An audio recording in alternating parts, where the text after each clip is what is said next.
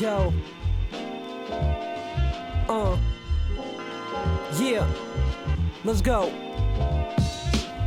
It's Richie Rich spitting facts, trying to get them stacks. I put the bean on the map in my fitted cap. Lyrics like a shotgun blast, yeah, you feeling that? I'm running rap like laps around the track. Yeah, the hottest thing around, so you gotta bring a pound if you really wanna battle, cause you know how we get down. The dub to the bricks, to the east, to the sticks. Niggas recognize the flow and who it is. I'm back, I never left. It's Steph, they tryna copy. Oh, yeah? No, not me, he who moves sloppy. Get caught slipping, you'll fall right off the top, G. Cause I'm the shit, wake up and smell the coffee. Matter of fact, smell the piff, let me light it up. Puff, puff, pass till everybody high as fuck. But that doesn't mean you can go and act up. Nah, you'll get snuffed. Nigga, come try your luck. Listen up, let's move. Groove to the rhythm, just do what it do. Come on, it's a given, you know we won't lose. You better listen up right now, we drop jewels. Welcome to Alejandros All About Everything podcast. I'm your host, the best ever, Alejandro Cartagena.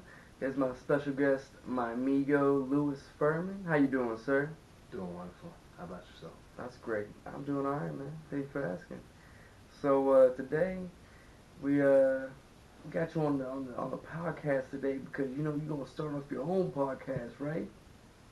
I'm hoping to. Okay. So what's the name of your podcast gonna be? I think it's going to be called Students of Life Podcast. And why'd you choose that name?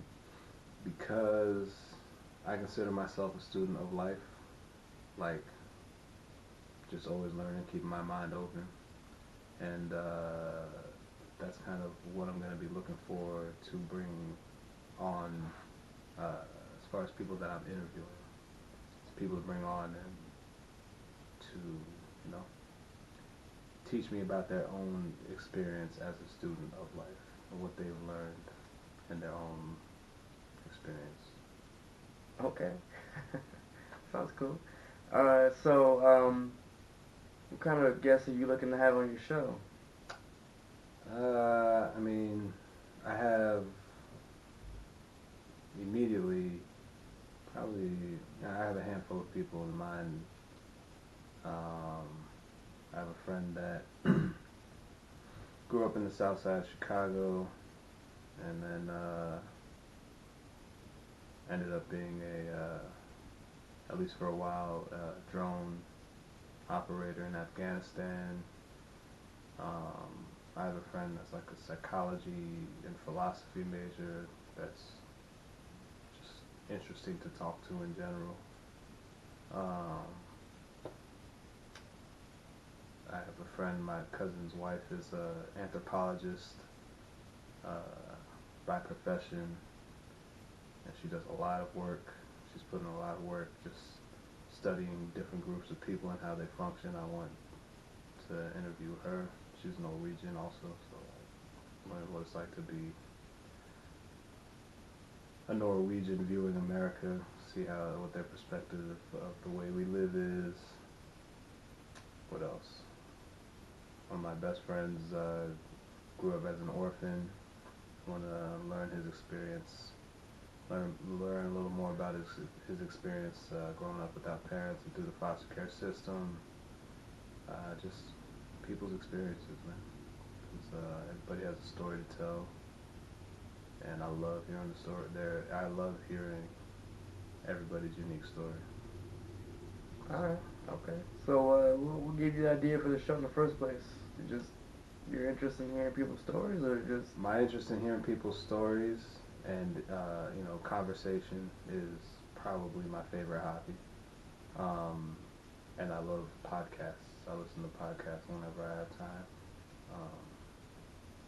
So a mixture of those three, you know, I figured start my own podcast so that I can get people on that I would like, whose stories I would like to hear, and whose experiences I think are, you know, they're just, you know, normal people that I know, but just show that, like, everybody has a cool story to tell, or, you know, cool or whatever, deep. They have real shit that's happened to them, and you know, it's interesting to hear. Yeah, okay. Alright. Okay. Yeah, that's what it is. So, are you planning on keeping like a home base? You gonna have one place where you record from? You gonna go all over the place? You gonna go to different events? So this concept, the decision that I've made that I'm going to pursue a podcast is literally not more than 48 hours old. So Oh yeah. So yes, I do need to figure out where it's going to take place, um, but I'm confident that I'll be able to secure a location, or at least secure the equipment. You know, a mobile studio. You As gonna it like a were. trailer? Maybe. Who knows? Who knows? Maybe mobile Hey man, equipment. that's I gonna don't be know. your niche, man. You're gonna be like, hey man, get your interview in a trailer. We gonna go anywhere you want, man. Anywhere in the country. I just, as a matter of fact, I just started listening to this one podcast, and these dudes are traveling on a comedy tour, and I just saw them on Sunday in Richmond, and they did a podcast out of their hotel. That's cool. So they did one of their episodes of their podcast out of their hotel. So if they have, you know, mobile instrumentation to do a podcast, then I can figure it out. Okay. That's how I feel about it. All right. Well, And you know, I was inspired by your initiative that you took. True story. I'm not even lying. I'm not. And I was like, man, if Alex can start his own podcast, why the hell can't I? well, I appreciate that, I guess. Hey man, you can do anything you want, man. You just gotta put in that time. Put in that time. That's right. So, if you could right now, like, who would be your number one candidate to interview? And I don't mean just like from friends or anything like that. Like anyone that you would interview because you feel they're interesting or fascinating or they got a cool perspective. You mean outside of the people that I know? Yes, man. I just asked you. Listen to the conversation. I'm bro. just clarifying. I'm just, I don't know. So There's a anyone lot that of- you don't know. like a living real person. I mean, I mean, it could sorry, be living. a I living mean, person. if you want, we could do dead people too. I mean, that's a tough question.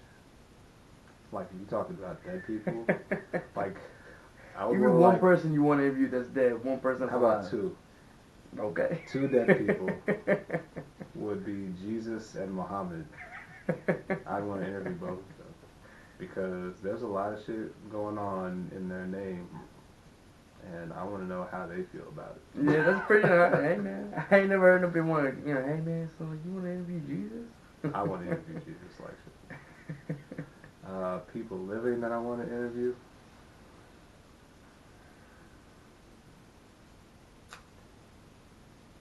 I don't know, man.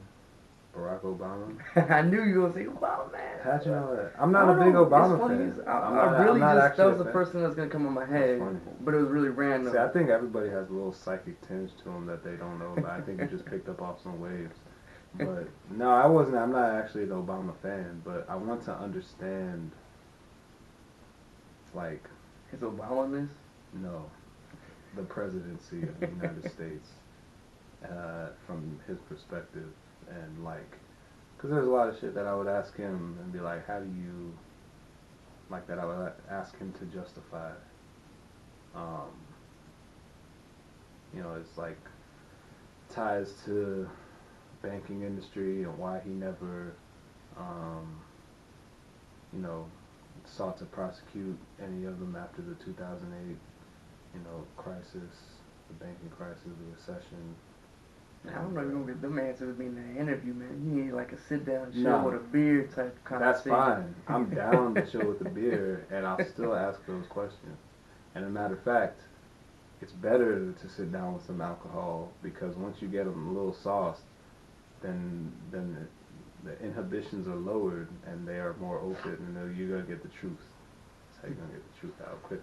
Don't You get might that be drunk. like, oh shit, should have said that, but it's gonna be real. It's gonna be real 2017. Woo! That's right. That's exactly what I was thinking. He voiced it. So you got Jesus and Obama for interviewees on your wish list. Yeah. Your super cool wish list. Why not? So, let's say that you blew up, you got famous. What's a city that you think you would want to have your show? You think you would have a New York show? You would have an LA show? Where would my show be based out of? Yeah, if you had a choice, do you think you'd be West Coast or East Coast? I've never even been to the West Coast yet. I haven't either. I want to go. I mean, as of right now, I would be East Coast because that's where everybody I know is. And I don't see myself moving to the West Coast per se. I might go. Man, you like wearing them sandals, man. You fit perfect out there. No, it just has to be 60 degrees outside, and then I'm in sandals. To be honest, if we're gonna be honest, 60 degrees, I'm in sandals and shorts. You want to make that a topic on your show, man? I don't know how much there is to say about that. What's the coldest it has to be that you just say not gonna put on sandals today? I've been in the snow barefoot. How about that? But is that a normal thing for you? I mean, it's normal if I just have to run out to my car real quick and there's snow on the ground and I don't feel like putting on shoes. I'm just gonna run out barefoot. Well, My feet will be alright for like whatever the 2 minutes that I'm out there. that's crazy. I can't do that. I'm like, I mean, it's mind over matter, man. You can do it. You can No, I do don't it. wanna You do just that. exactly. I don't that's wanna the- do that. You don't want to do it, but you can do it. That's nah, the man, I point. got these delicate feet, man. They were made for the warm weather. That's true. Boricua. So, yeah, so that's a pretty cool perspective, you know what I mean? Jesus, and what was the other one you said that was dead? Muhammad. Obama. You gonna give me another person that's alive, even it out? Just to save time, Lupe Fiasco. How about that? Alright, man, well, why him? He's one of my favorite rappers. Why is he your favorite? Because he makes me Spell his think. name backwards. What? Upside down. Does he do that? I don't know. I don't think so. Oh. Give me your top favorite 3 songs from Lupe Fiasco. Right now, go.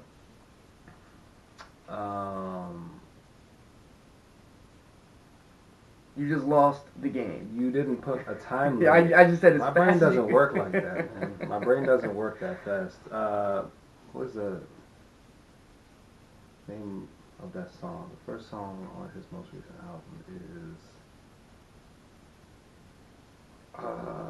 Dragon Ball Z. it's not what's called. Also, that's more of like a Sub-Zero thing. Man, that's a hard question anyway, because he has so many songs that I really enjoy. But what is that? My phone's all the way over there. All right, how about? Have you listened to his last album? I got it, but Prisoner 1 and 2. Have you listened to that? Nah. It's on Tetsuo and Youth. Tetsuo and Youth. Prisoner 1 and 2. It talks about the prison industrial complex. It's a 2-part song. The first part is about what it's like being a prisoner. Second part is about what it's like being a guard. But that being a guard is also like being a prisoner. It's a pretty tight song. It sounds like very intricate. That's Lupe Fiasco. That's why I like Lupe, because he brings social issues, he has delivery, he has flow, and then he has the content. And for me, you need flow or delivery, and you need content. Like, you can be a lyricist, or you can have delivery and not have content. It's like Big Sean. He's like a good rapper. He can like rap well, but he doesn't have content. So I'm like, you don't interest me. Mm-hmm. Or on the flip side, you can have good content, and just like your delivery doesn't catch me. Like Dead Prez, if I'm gonna be honest. Mm-hmm. Like, a lot of times their delivery just doesn't catch me like that. It just doesn't. I don't always want to listen to their stuff because I like intricate. Like, I like wordplay. I like compound syllable play and like Eminem type stuff, and like a whole package, man. You don't I want like just like one aspect. I'm pretty specific when it comes to my hip hop. And that's fine, because on this show, we always got time to talk about hip hop and what's wrong or right with what artists do Yeah. I like your serious face right now. Yeah, you know what I mean? Like, having words come out of my mouth and thinking at the same time, so, on the fly talking. It's important. Right, so, yeah, so you said Lupe Fiasco. Yeah, now I got his last album. I haven't listened to it, but I'm just gonna say it right now. He's not messing with Kendrick, though. They're different. Don't you say that? That's the truth. Was Kobe even better? Both of them are in my top 5. God damn it. What is the name of that song? The reason they're different, okay? Lupe speaks in riddles. And Kendrick doesn't? Kendrick speaks in... Come on, listen to Humble, and you're not... It's not riddles the same. It's kind of riddles. Okay, it's kind of riddles. It's not the same. Lupe's I'm is trying like... to beat it out of you. No, sorry. Lupe's is like painting a picture with completely different words. It's like Picasso. Sure. Or whatever painter, like whatever. I don't know that much enough about like fine art, but Lupe's just like, you really like, you don't even, he's speaking English in a lot of his songs. He's speaking English. All of his words are English, but like you don't necessarily, you have to listen to him a lot of times to actually grasp the meaning. Right. You know what I'm saying? They're like puzzles. They're mind games. That's why I like Lupe, because he makes your mind work. Kendrick is similar, kind of, but not quite on the same, in the same way. With Kendrick, it's more like you also need to keep listening.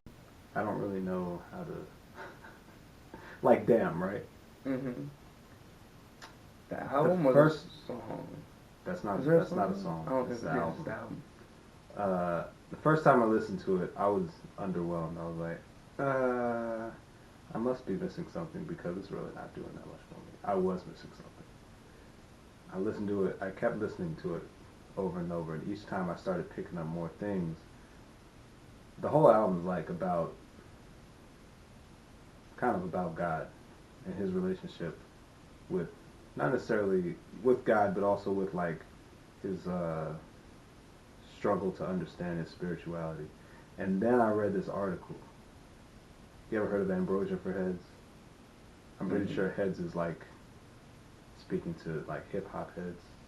So Ambrosia is like the food of the gods for hip hop heads. So you understand why it's called that. Anyway, you're welcome. Try to help people out. Anyway, the article was saying how there was a rumor going out that Kendrick dropped Damn, and that a second album was coming out, so it was going to be like a dual release. And there were all these like speculations, like it was going to be called Nation, so you would have Damn, and then you would have Nation, and it was like these weird rumors, and they ended up being baseless rumors. However, the article points out that he did kind of drop 2 albums at once, but they're both in the same album. So if you listen, and I'm going to like butcher this explanation, and it's not going to sound that tight. So what you need to do after you hear this is look up the article. It's on Ambrosia for Heads. Ambrosia for Heads. Just in case I said that too fast, so you know the word. And then you have to listen to the album a bunch of times. Because I had listened, by the time I read the article, I had listened to it like 5 or 6 or 7 times, and I was like, you know what, this article's right. So what the article was saying was, have you heard the album? Yeah, I'm gonna just say it right now. This is the best album I think right now for hip hop, because I don't think I've heard an album out of hip hop that's like I agree. back.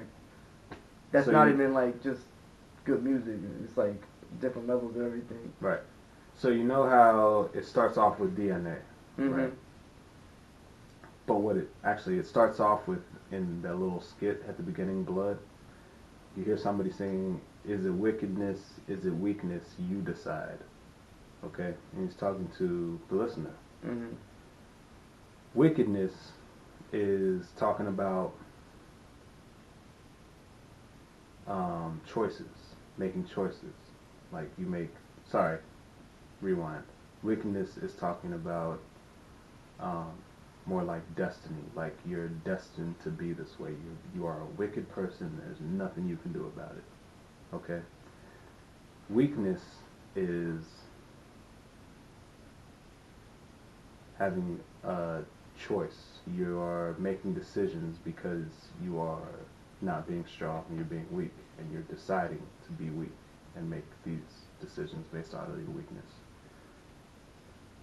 Okay, so it sets pretty much destiny versus free will, these two concepts. And so if you listen to it starting with DNA, DNA is in this case, symbolic for destiny. It's in your DNA. You can't do anything about it. It's part of who you are. And that's what he's talking about the whole time. He has all this stuff in his DNA. Okay, and you progress through until you finally get to the end, which is Duckworth, when he's talking about the choice that his father made to serve this dude extra biscuits so that he wouldn't get shot. But the focal point is, it was the choice that he made to do that. Okay, so what it comes down to is him starting off at an understanding that this is just in his DNA to be like this like rugged person, and it progresses pretty much just to put it in a nutshell, it goes from being in a dark place progressively up to being in a lighter place, where the second to last song is God, and that's what it's called, and he's like, this is what God feels like, and so he's reached that spot, and then he talks about the concept of choice afterward. And if you reverse, and then you hear, who is it, DJ Premier or somebody shouting periodically throughout the album, it's like, new Kung Fu Kenny. Oh yeah. Ain't nobody praying for me. and so actually at the beginning of Duckworth, he yells out, "We gonna put it in reverse." What he's saying, according to this article, is that if you start the album from the last song and go backwards towards the first song, it's a new story. It's a story of descending from a higher place, a place where you're making choices, to where you make choices to the point that it takes you into a darker place. You see what I'm saying? Yeah, it's dope. It's super dope. So you gotta read Now the I'm gonna go article. watch. I'm gonna listen to that whole album the other way around now. Yeah, I'm gonna send you the article. You should read the article first, and then listen to the album, and then it's gonna be real dope. Because, like I said, that was probably the best explanation of the article I ever gave, and that still didn't do it justice. Like, you still gotta check out. But yes, Kendrick Lamar is definitely one of my top 5 favorite.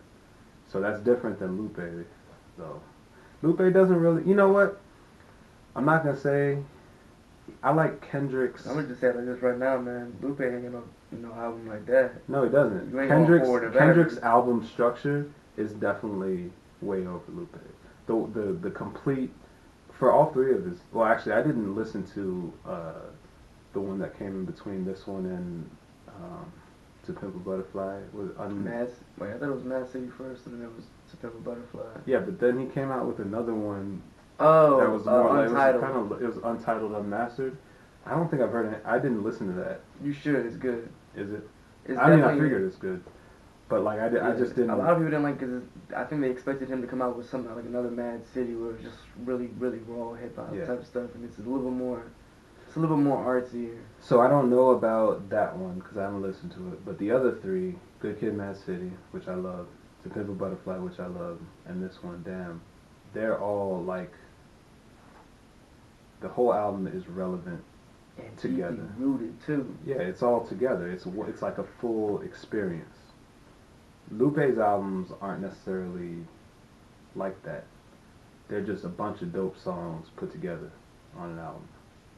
Like Tetsuo and Youth kind of try to do something like that, because it starts off with, like, they have themes for the different song, like theme groups or themes for the different song groups. I think it starts off with summer, and then it goes to fall, and then it goes to the winter, and then it goes, and then, well, actually the last little thing is spring. So like each song group is like supposed to be somehow reflective of a season. I don't fully get that.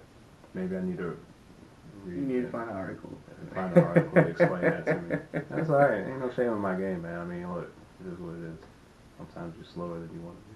Nah, man, I mean, sometimes I feel like artists tell me, like, yo, like, my album's, like, kind of supposed to be this way, and I listen to it, and I'm like, I didn't really get that from it. Not that, like, it wasn't a good album, but... Yeah. Mural. That's Mural. what the song's called. It's the first song on this album. Mural. And it's dope. It's just, the entire thing is metaphors. That's what I like about him. It's like he paints these, like, crazy pictures, and you just have to, like, decipher them. And it's brain work. It's like doing a puzzle. It's like doing Sudoku. Hip hop Sudoku. It is. It's hip hop Sudoku. It's tight. So that's why I like Lupe a lot. But then I also like, so yes, Kendrick is better in album in full album structure, definitely, than Lupe, in my opinion. I feel like I agree with you. I feel like the way I can explain it, I feel like in my own words, is you get Lupe and he drops like songs where he says like dope and metaphorical things where you're like, wow, that like really opened up my head and all that stuff. But I feel like Kendrick gives you like a whole package, where it's kind of like you get like Kendrick's is a lot more palatable. It's a lot. What's that word you just dropped? Palatable. Woo! What's that word mean? It means it's a lot easier to consume. Ooh, consumable. Yeah. Okay. Yeah, it's way easier because like if Lupe's speaking another language essentially, and you have to, it's like he's speaking in code. No, for real, he's like speaking in code, and you have to decode it. Okay, and some people just don't want to do all that work. Some people don't want to do all that work. It is what it is. I'm not mad at him. It's just not. And so Kendrick, you don't have to do as much work decoding what he's saying to understand what he's saying. And he's saying real shit. He's saying lots of real shit. I don't know. What are you doing? I'm just saying, man, what? Come on, man, what? Like, Kendrick be saying shit that's like... I don't know, sometimes, like... Kendrick's stuff has deeper meaning, and you do have to have a little... you have to put a little bit of work into to understand the I deeper understand what meaning. you're saying. Lupe's got the... I gotta listen to like But 6 you ain't the only times. one I'm talking to. I'm talking to the audience too. I know you understand. I'm just letting you know, man. Hey, Kendrick went out here, going platinum in 2 weeks and all that stuff. So yeah. If you want to, no, I'm not. If you want to know what I mean by trying to decode Lupe Fiasco, listen to Mural and listen to Dumb It Down. Man, Dumb It Down. That song is dumbed down. No, it's not. Do you even know that? I heard the song. That's I know it's that from song. It's from the second album. It's like probably 10 years old at this point, actually. I did like the album from Lupe Fiasco, but that was like when he first started out. The first Food and Liquor? Yeah. I like that one. That's definitely his.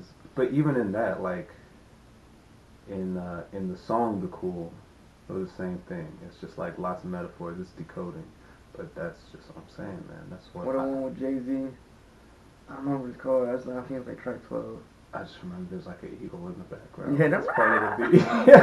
What is it called? I don't remember, but he's just like, I'm gonna be like one of the best out here. Yeah, no, that was a good song. Yeah, I did that. That whole album, that's probably actually his most well-received album out of all of his albums. His first album, and then kind of his second, I think. And then after that, people were like, you had like only the real hardcore Lupe fans were still following him after that.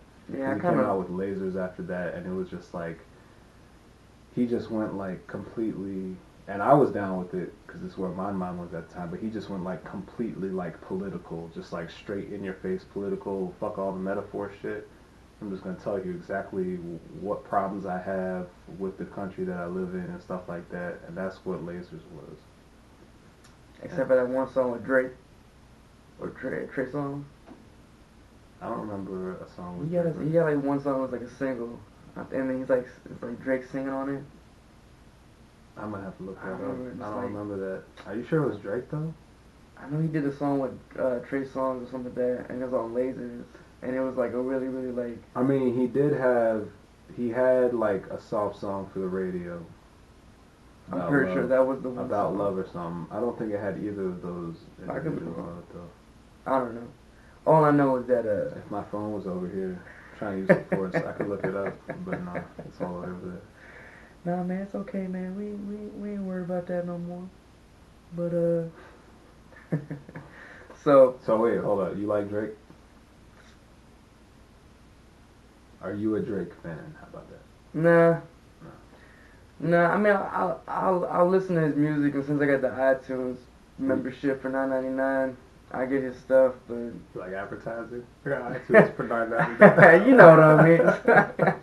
But nah, I mean, like his last album, I thought it was pretty good. But like, if I'm really thinking like hip hop wise and overall wise, I'm not really. He's not in my top 5, not top 10. He's not. Like maybe he might doing like lady numbers where he's like getting like really good sales and stuff for himself. But he understands the game, the business, and he's really good at that. yeah, and I can't hate him for that. But still, like that's not gonna put you on my top. Yeah. No. Like See, he could have been though. I started listening to him before he was famous, before he was like real big. back when he was in the hip-hop. wheelchair. Not quite that far back, but like right like a few months, probably 6 months or less before he like really hit mainstream. He came out with this song with I think he had just signed or he was about to sign with Young Money, and he came out with this song with Lil Wayne called Ransom, and it was just him and Wayne. I don't think there was a chorus. It was just flow, and at least back then it was fire. It was like '08. I want to say late '07 or maybe '08. It was right before his like first EP dropped with "Shawty You My Everything," you know, whatever that song was called. That little drum intro. So I was listening to him for a while, and you know what? I mean, he had skill. Yeah, he was a good lyricist and everything, but he just decided to keep it on the pop route and build off that, which is if you're in it for the business, and I mean, he's definitely making his money. He's made a shitload of money that way. He's like he's a superstar. He was already on the. He had that one commercial with Assassin's Creed where they had that started from the bottom, now I'm at the top. I did not see that. Yeah, well, I'm not really, I don't like Assassin's Creed, nor do I like him like that, but But you got a commercial music, so yeah, and Sprite too. He definitely got paid from Sprite. But you know what's wild about Drake though? He put out this one song before he really got big. It's called Fear. Oh yeah, I heard. And he was pretty much saying, "I'm about to sell out. Yeah. Don't be." He's like, "Please don't be scared." Like, it's not necessarily who I really am, but this is what the song was like. I'm about to sell out for this money. I'm about to sell my soul. I'm just telling y'all right now. I'm about to sell my soul and get rich. So, but that's not necessarily who I am deep down inside. That's what the song was about. And then he did that.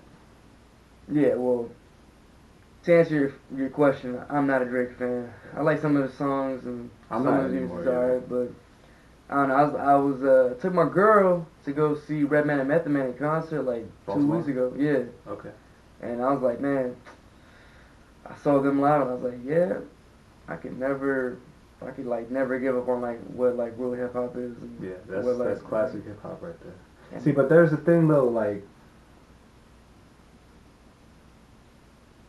older heads like to say what real hip hop is or isn't, but that's like conservatism, man, because real hip hop is just the sound that we grew up with. That's all that means.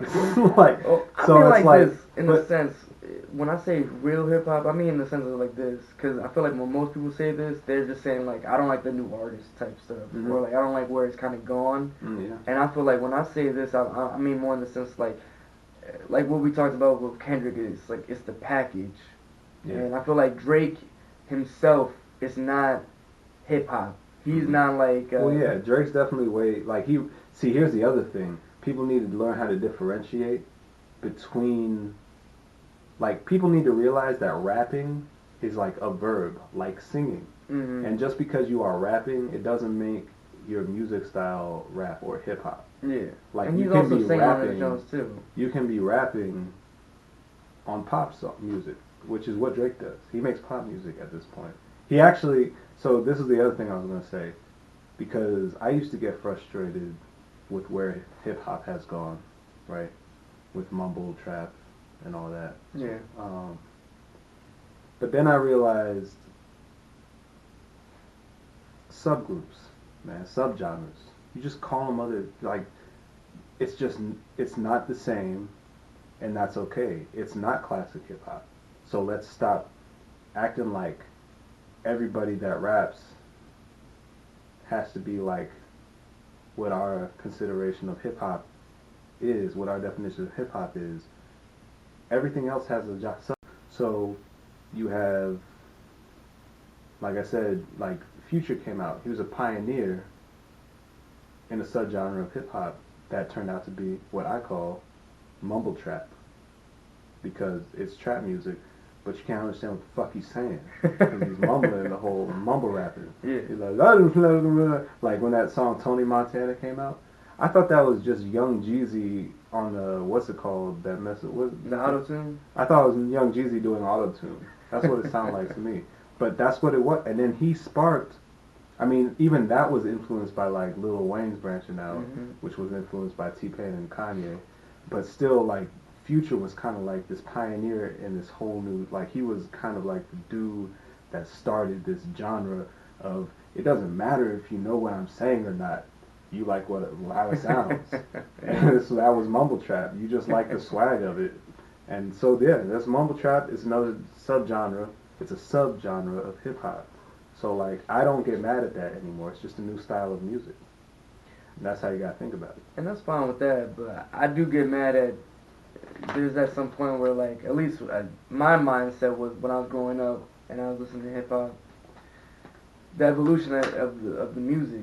At some point, like, yeah, we're getting all these subgenres, but I don't see it like progressively getting like where, like, you had the '80s, the golden age of like the birth of hip hop, and how we just started like having that 1, 2, 3. Now my name is Jay-Z type. Yeah, but thing. then you had subgenres even early on, because you had NWA come out with gangster rap.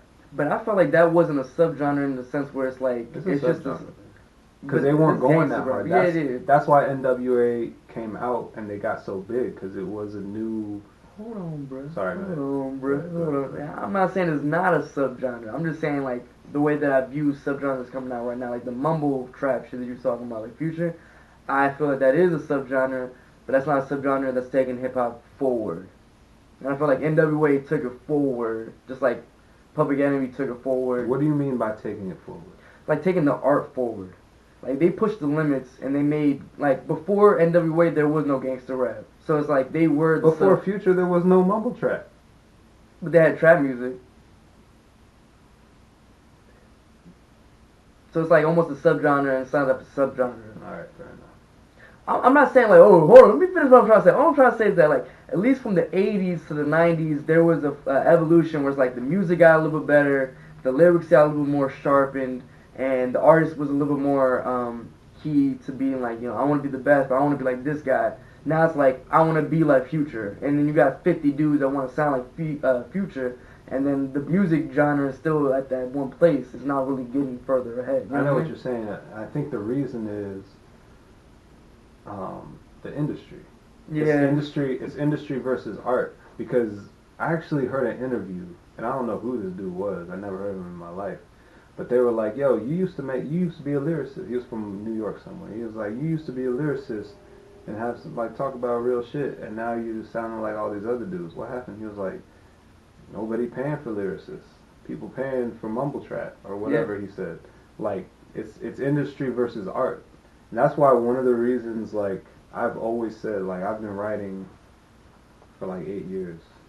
And I've always kind of in my head, like, wanted to, like, when I actually started recording and maybe performing, I didn't really want to make money off of what I was doing. That's never a goal. My goal was doing it for the art. And one of my future goals and projects and dreams is to get like a real good collaborative album together of people that just want to do it for the art and that aren't looking for like to get paid for it, but like that still have skill. Like it kind of bothers me when like I've talked to like local artists and they're trying to come up or whatever and get big. And I'm like, yo, you trying to like do a collaborative thing? And then they're like, oh, I don't do that for free. I'm like, first of all, I don't know who the fuck you think you are, because you're still like in Montgomery County. But second of all, like it's not like it's everything you're doing just to like get big. You're not just doing it for the art. That's when that's the gray area. Like people start looking to it as for the business aspect, for the industry. Like they're looking to get big for fame, I guess, but also for the money aspect of it. But I have a lot of respect for the art itself and the work that people put in for the art. But yes, I think that there are a ton of copycat artists that do it because that's what sounds good, and that's the sound that's getting paid. Yeah. And so that's what they're getting into it, trying to do. I agree with you, but I also feel like there's also like that 1% of like any kind of genre, and you have that one artist that does it for the love of the art, but it's still that special that can transcend like time and like all these other issues that we're kind of talking about. Like to me, when I'm saying like an artist like Tupac. Mm-hmm. He obviously did it for the love of the art, but he's that special and talented, and the way that he makes music so great that like you don't have to worry about like, oh, I don't make enough money, or like it's not what the radio's not gonna want to play. Yeah, like, everyone really wants to do that. Yeah, Tupac was a poet. These dudes are poets. I mean, are the real ones are poets. You have. But that's why I was just saying that like those kind of, like, that's why I fuck with Kendrick so much, because I believe that he does love the art that much. No, he does. And that the money part wasn't his ultimate goal. And because if it was, I don't think his albums would have been as solid as they were, because you wouldn't be getting better over time if you didn't care. You only get better if you care about the craft. Easy. Well, okay, it's easy for me to say because I've been listening to hip hop for a good chunk of my life now. But for me, and I'm sure for you, it's pretty easy to see who's making music for the art and whose music is made for the industry, because the industry music is hollow, man. It has no soul in it. You know what I mean? And the music that's made for the art has soul in it. It has depth. You know what I'm saying? It has substance. And the other shit's just like, it doesn't. It's hollow. That's how I feel, at least. But sometimes I feel like, even if it is hollow, like, it's not gonna stop people from not buying it, though. Hell no, it's not. Because there's a lot of hollow people out there. And